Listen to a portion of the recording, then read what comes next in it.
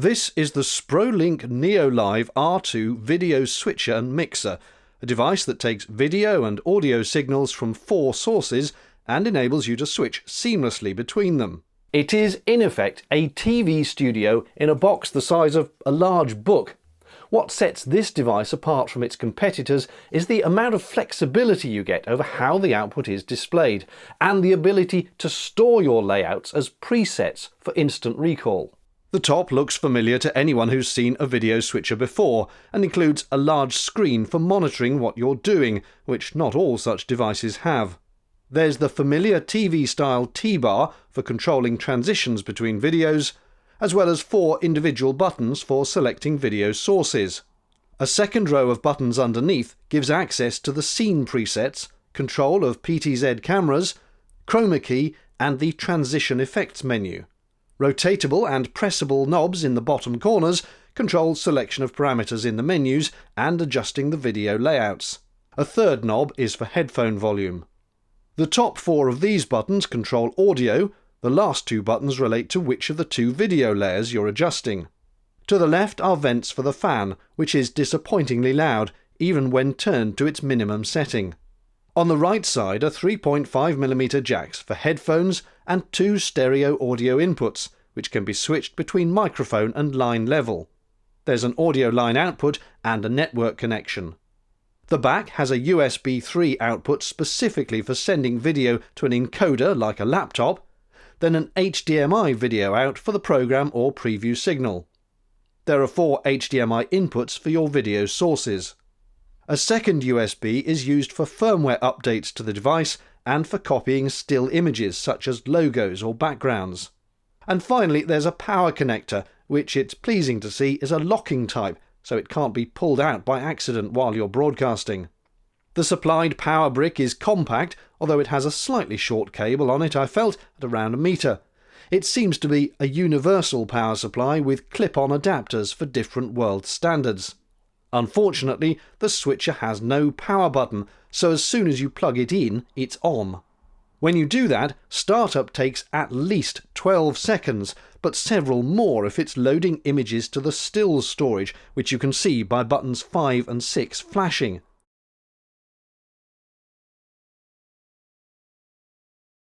After that, it's clear the device is ready for use.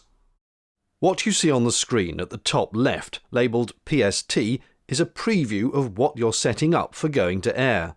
On the top right, labelled PGM, for program, is what you're actually broadcasting. That's the live feed, in other words. Below that you get 4 smaller displays which represent the 4 HDMI inputs. In other words, the feeds from the cameras or computers or whatever else you've plugged in as a source. Then the final row is a clock on the bottom left, then 2 screens showing the still images you can choose for backdrops. And finally there's a display of all the transition effects you can select, with the current one highlighted in blue.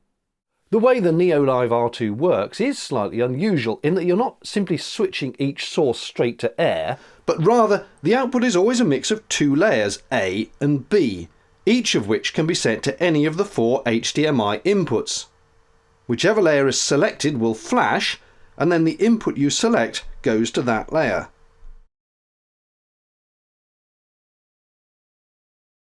Or that layer can be turned off by pressing A or B again.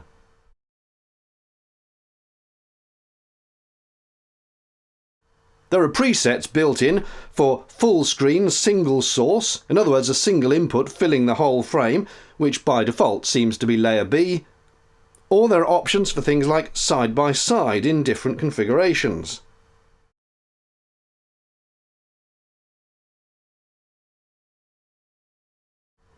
And in the menus, the layers can be scaled or moved as you wish.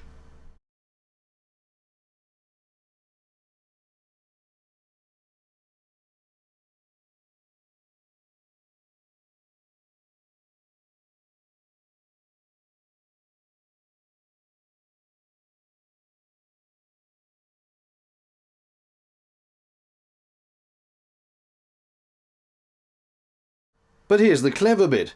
You can then store your custom layouts using the menus in up to 6 presets.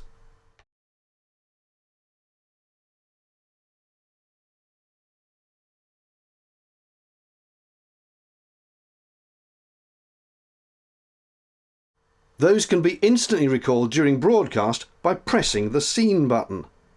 Any of the 6 presets that have a layout stored in them will be highlighted. Then by pressing that button, you recall that preset ready for transmission. And again, you can choose which of the inputs you want shown on layer A and B.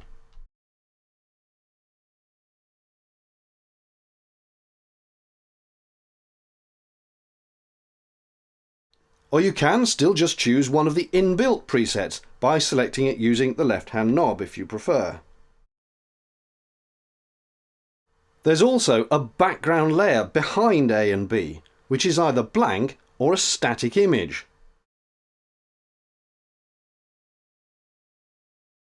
So you're not just getting picture in picture, but picture next to picture all over a background.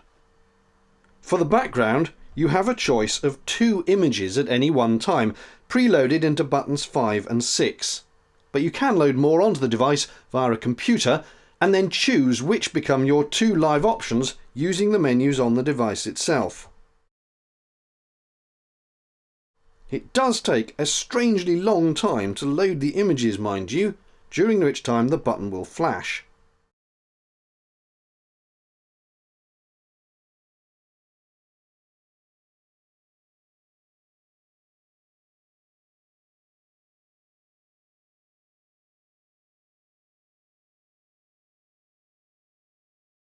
Once the button has finished flashing, the image is loaded and you're ready to go. However, my Mac refused to run either of the Sprolink apps, the image loader and the firmware updater, with the Mac saying it couldn't verify the authenticity of the software. When I asked Sprolink about this, they said to simply disable my Mac's security settings, which I'm not comfortable with doing, so that was a little disappointing. For switching between scenes you set up, the default operation is T-bar switching, where you preview what you want selected in A and B, and how you want them laid out, and then you use the T-bar to take that composite mix to air. The transition can be set using various presets such as cut, dissolve, fade, push, and so on.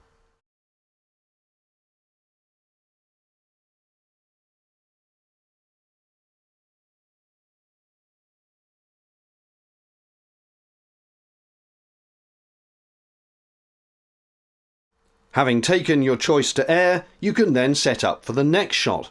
It's very flexible.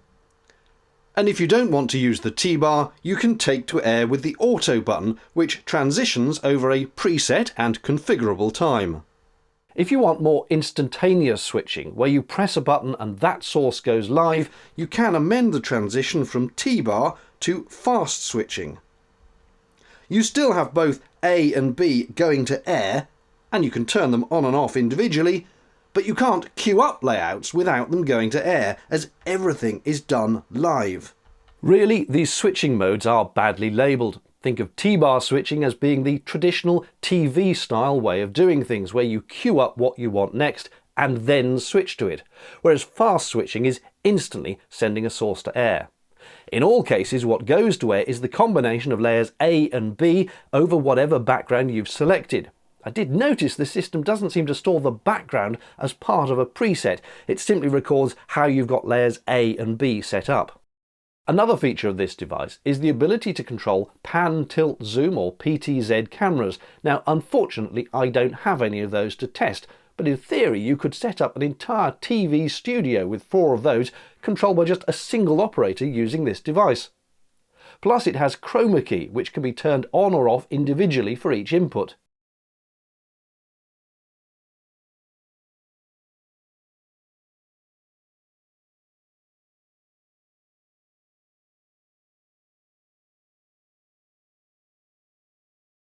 Then just press and hold button 6 to turn the chroma function on or off, and any inputs with it set will make the green transparent.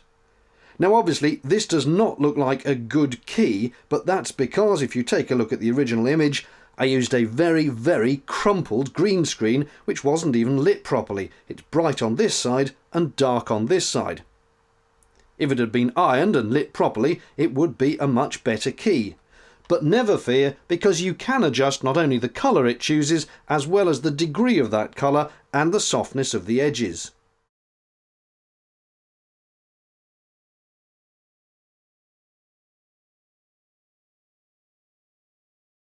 So a little gentle tweaking can get you to a good key, although obviously you can also overdo it.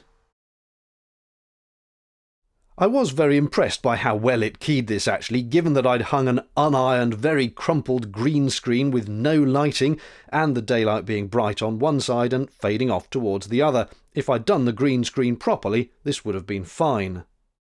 In terms of audio, it's very flexible again. You can select Audio Follows Video, where it switches the audio along with whatever camera source you've picked, or by pressing and holding the Fixed button, you can choose which audio you want it to stick with.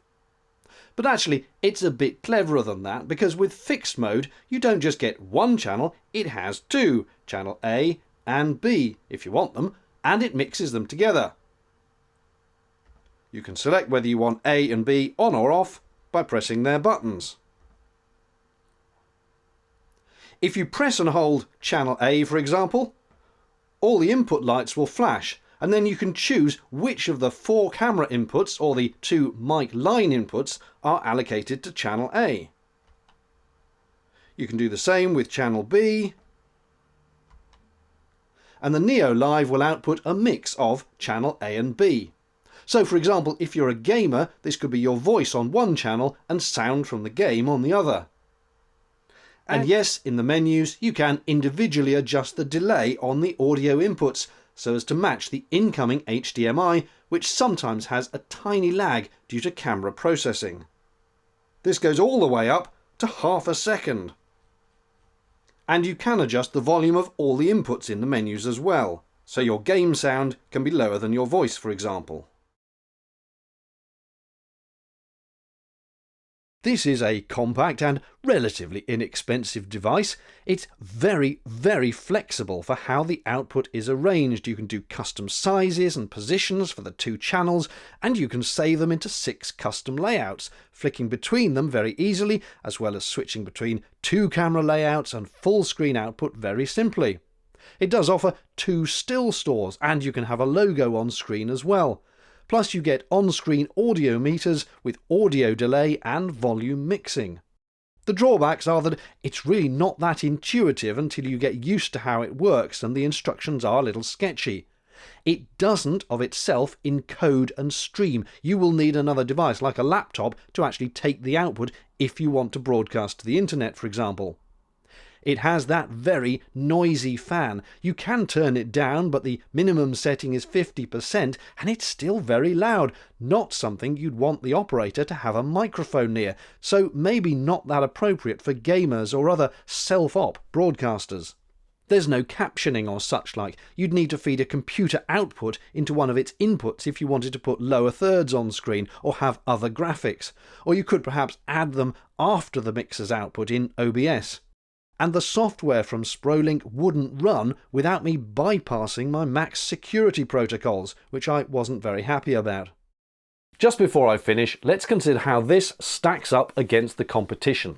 The first and most obvious competitor is the original Blackmagic ATEM Mini. It's about half the price of the Sprolink, but it is a more limited device. For example, it has no multi-view. In other words, you can't see what's coming in on the inputs before you switch to them.